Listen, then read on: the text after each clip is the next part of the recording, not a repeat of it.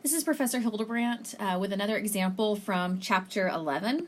Okay, I will say that this is the most complicated that these calculations on changes in real GDP can be.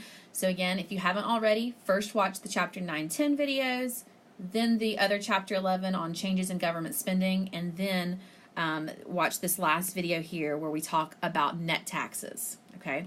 So for this problem, we're told that the government is going to decrease household taxes, okay, by $600 billion. So households are going to pay less money to the government in taxes. That means households have more money to spend, okay, because their tax bill has gone down.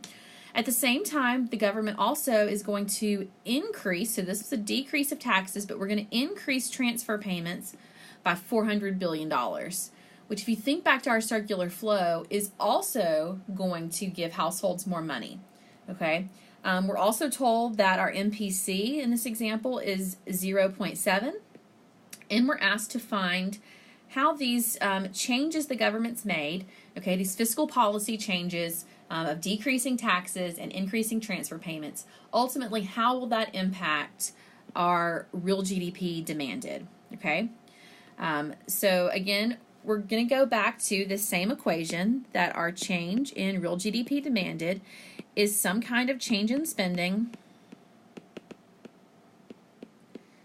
times the simple spending multiplier. So again, the same equation that I've been working with for now 3 videos.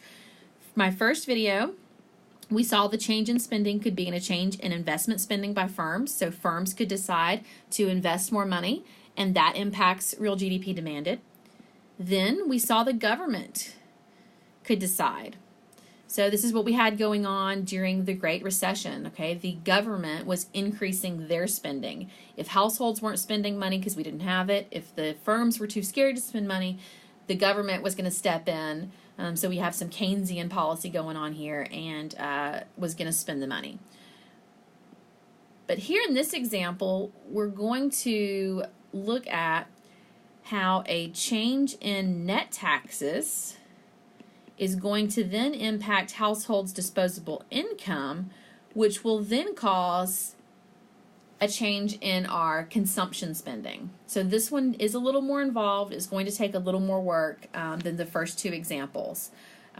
Let's just start out, though, with the easy one. Let's just go ahead and find our multiplier, and then we'll get to this change in spending.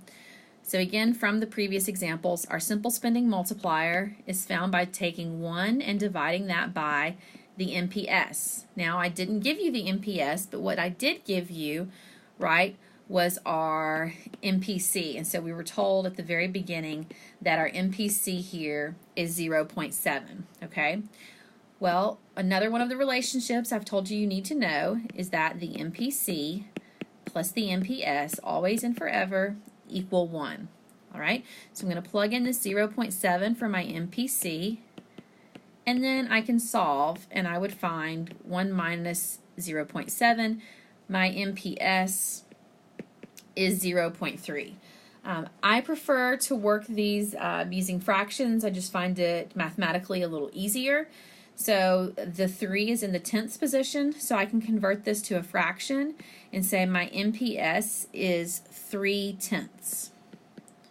Okay, so that was kind of step 1 here of finding my multiplier. Step 2, I'm simply taking this 3/10 and plugging it in right up here into that equation. So I take 1, I divide that by 3/10. So this becomes 1 times the inverted fraction, 10 over 3. So my multiplier is 10 over 3. Yes, I could go ahead and divide it out, but for now, I'm just going to leave it alone and leave it here at 10/3, or 10 over 3. So we know that our multiplier is 10 divided by 3. Now, step 2 here, in the bigger scheme of things, is figuring out what our change in spending is. Okay, so clean screen here.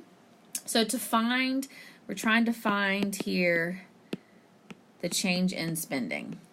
So this goes back to our circular flow, how all these things are related to each other. And if you look at your circular flow diagram, you see that the household's net taxes is the taxes they pay minus the transfer payments they receive. Okay, that's how we define a household's net taxes. And then why do we care about net taxes? Because net taxes take away from households' income. So before we can get to how they spend or save their disposable income, we know that total income, so everything they've earned, total income minus net taxes, okay, then gives households the money that they have to spend. And so important to realize here, when it comes to net taxes, okay, taxes are going to take away from total income because they will be subtracted, right? But transfer payments add to total income because we're subtracting a negative, right? So if I put all of these, if I combined these two in, this would become total income minus, that net taxes is taxes minus transfer payments. So see, when you subtract a negative, it becomes a positive. So we have total income is, we subtract out the taxes, but we add to it our transfer payments, okay? So again, I'm just trying to break down some of those relationships from the circular flow. So for our example specifically here, we were told that the government decreased taxes by $600 billion. So net taxes equals minus 600, okay? That minus sign is very important because the taxes were decreased. And then just part of the equation, then we subtract transfer payments. Well, transfer payments were a positive 400 billion. So negative 600 minus 400, we find here that our change in net taxes is a negative $1,000 billion. I know that sounds weird, but just leave it at that for now. It's fine.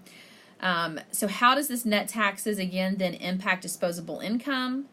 So we're going to take this value from down here, plug it into our disposable income equation, and we're subtracting a negative. So again, it becomes a positive. So what we end up seeing is that our change in disposable income is plus $1,000 billion because again, we were subtracting net taxes take away from disposable income, but our net taxes went down by 1,000.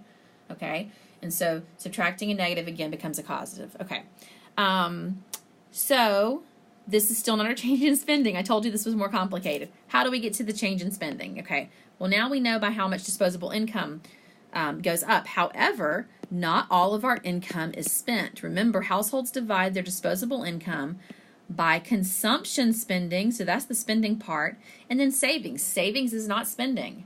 Okay, those dollars are not spent, and therefore they do not have an impact on real GDP demanded. So we need to find, of this 1,000 billion new dollars we have in income, how much of that do we actually spend instead of save? Well, we have a tool to tell us that. It's our MPC, right? Our MPC is the fraction of new income that we spend, okay? And in this particular example, we were told that our MPC is 0.7. So we take that 0.7, we multiply it times our increase in disposable income, and finally we find our change in spending. Our change in spending is $700 billion, okay? 700 billion. So now if we go back here, we now have everything we need. And so our change in spending is 700 billion. Our multiplier is 10 over 3.